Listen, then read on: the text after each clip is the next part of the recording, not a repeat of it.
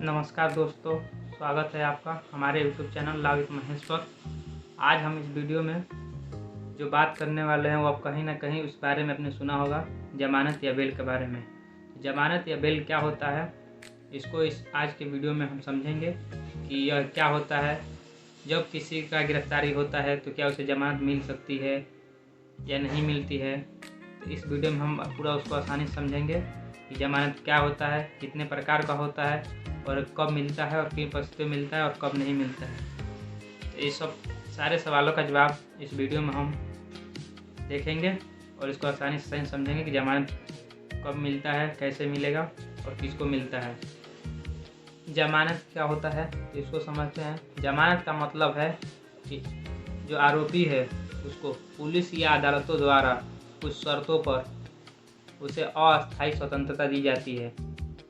अस्थायी स्वतंत्रता मतलब कि उसे केवल जेल में नहीं रखा जाता है, बाकी वो घूमने फिरने के लिए स्वतंत्र है, लेकिन जब उसको कार्रवाई में बुलाया जाएगा अदालत के समक्ष तो उसको उपस्थित होना जरूरी होता है।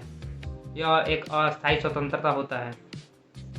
अस्थायी स्वतंत्रता और रिहाई में दोनों में अंतर होता है। रिहाई में जो व्यक्ति को रिहाई मिलती है उसमें वह व्यक्ति संपूर्ण रूप से स्वतंत्र हो जाता है। वो कहीं भी घूमने फिरने कुछ भी कार्य के लिए स्वतंत्र हो सकता है अपने जो उसके कार्य हैं। लेकिन अस्थायी स्वतंत्रता में आप विदेश किसी अन्य देश में नहीं जा सकते हैं, बल्कि आप अपना राज्य तक नहीं छोड़ सकते हैं। आपको अपने जो क्षेत्र है वहीं पे रहना होगा कि जब अदालत को बुलाया जाए कार्रवाई में तो आप वहाँ उपस्थित हो सकें। यह बस जेल में न रख के आपको आपके घर पे रहने के लिए छोड़ दिया जाता है ताकि आप स्वतंत्र रहें, लेकिन यह अस्थायी स्वतंत्र होता है। जब तक केस ख़त्म नहीं हो जाता या जब तक केस चल रहा है, जब आपको बुलाया जाएगा तब आपको उपस्थित होना ज़रूरी होता है जमानत में। अगर हम जमानत से जुड़ी धाराओं के बारे में बात करें तो CRPC की धारा 436 से 450 तक इसमें जमानत के बारे में बताया गया है। और अब हम समझेंगे कि जमानत के प्रकार, जमानत कितने प्रकार के होते हैं। सामान्य जमानत, जब कोई व्यक्ति जेल में है तो उसे एक रेगुलर बेल के रूप में सामान्य जमानत मिल जाती है। यह मजिस्ट्रेट या सीजन कोर्ट के द्वारा दिया जाता है। यह एक सामान्य जमानत होता है। और दूसरा जो है वो है एंटीसिपेटरी बेल, पूर्व ग्रहण जमानत। यह जब व्यक्ति को लगता है कि वह अरेस्ट होने वाला है तो वह अरेस्ट होने से पहले ही अपना जमानत करा लेता है ताकि वह अरेस्ट ना हो सके। यह जमानत जो है वो CRPC की धारा 436 के तहत दी जाती है।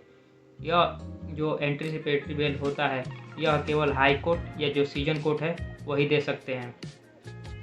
इसमें व्यक्ति जैसे लगता है कि कोई इसके खिलाफ कोई केस दर्ज करा दिया है जिसमें वह व्यक्ति गिरफ्तार होने वाला है, तो व्यक्ति सीजन कोर्ट या हाई कोर्ट में जाकर अपनी बातों को रखकर और अग्रिम जमानत ले लेता है। इसी को अग्रिम जमानत या एंटीसिपेटरी बेल या पूर्वाग्रहण जमानत कहते हैं।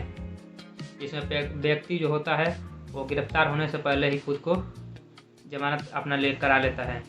तीसरा जो होता है वो होता है अंतरिम जमानत। अंतरिम जमानत जो होता है यह एक टेम्पररी बेल होता है।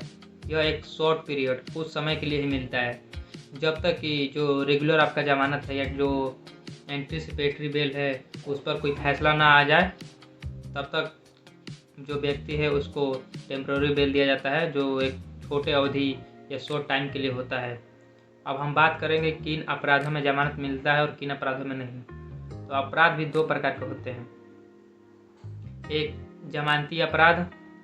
जमानती अपराध जिन अपराधों में व्यक्ति को जमानत मिल जाता है, इनमें जैसे छोटे मोटे झगड़े, मारपीट या जो ट्रैफिक ऑफेंस आदि केस हैं, इसमें व्यक्ति को जमानत आसानी से मिल जाती है। इन मामलों में पुलिस खुद भी जमानत दे देती है। लेकिन दूसरा जो होता है वो जो अजमानती अपराध, ऐसा अपराध जिसमें जमानत नहीं मिलती है, जैसे कि हत्या, दहेज हत्या, बलात्कार इत्यादि में जमानत नहीं मिलती है। यह जमानत मिलनी भी होती है तो अदालत से ही मिलती है, पुलिस इसमें जमानत नहीं दे सकती है। लेकिन जो आपराधिक जमानत होता है उसमें पुलिस भी जमानत दे देती है। जैसे मारपीट हुआ, झगड़े, ऐसे छोटे मामले में पुलिस भी जमानत दे देती है। लेकिन जब बड़े अपराध होते हैं तो इसमें केवल अदालत ही जमानत दे सकती है, इसमें पुलिस जमानत नहीं कर सकते हैं। अगर हम जमानत की प्रक्रिया की बात करें तो इसको हम स्टेप बाय स्टेप समझेंगे कि जमानत की प्रक्रिया कैसे होती है। इसमें सबसे पहले एप्लीकेशन, जो आपका वकील है, वकील के द्वारा कोर्ट में आवेदन दिया जाता है जमानत के लिए। और दूसरे पर जो आर्गूमेंट, दूसरा जो टॉपिक हमारा इसमें आता है, दूसरा कड़ी आर्गूमेंट होता है। इसमें जो हमारा अभियोजन पक्ष और बचाव पक्ष होता है वह दोनों अपना दलील रखते हैं। उसके बाद कोर्ट का डिसीजन आता है। अगर कोर्ट के जो न्यायाधीश हैं, अगर उनको लगता है कि जो आरोपी है वो फरार नहीं होगा, या जो सबूत है उसको मिटाएगा नहीं, या जो गवाह है उसको डराए धमकाएगा नहीं, तो वो उसमें जमानत दे देता है। जमानत देने के बाद चौथा प्रक्रिया आता है बॉन्ड। आपको एक निश्चित रकम की जो धनराशि जो तय की जाती है उसको आपको कोर्ट के समक्ष भरना होता है। इन्हीं सब प्रक्रियाओं के बाद एक व्यक्ति को जमानत मिलती है। अगर हम इसमें आगे बात करें तो जो जमानत है वो कब रद्द हो सकता है। कई बार आपने सुना होगा कि किसी व्यक्ति का जमानत हुआ लेकिन फिर उसे अरेस्ट कर लिया गया है। यह निम्न परिस्थितियों में हो सकता है। अगर जो शर्तें हैं, अगर उसका वो उल्लंघन करता है व्यक्ति, तो उसकी जमानत रद्द हो सकती है। अगर ऐसा पाया जाता है कि वह गवाहों को डरा रहा है या धमका रहा है या सबूत मिटाने की कोशिश कर रहा है, तो उस समय भी उसका जमानत रद्द हो जाएगा। और जो इसमें निम्न जो तीसरा बात है, इसमें अगर जो जमानत व्यक्ति जिसको मिला है, अगर वह अपना जो तारीख के समय वह उपस्थित नहीं होता है कोर्ट के समक्ष, तो भी उसका जमानत जो है रद्द कर दिया जाता है। तो दोस्तों, अब आप समझ चुके होंगे कि जमानत क्या होता है, कितने प्रकार का होता है और इसे कैसे लिया जाता है।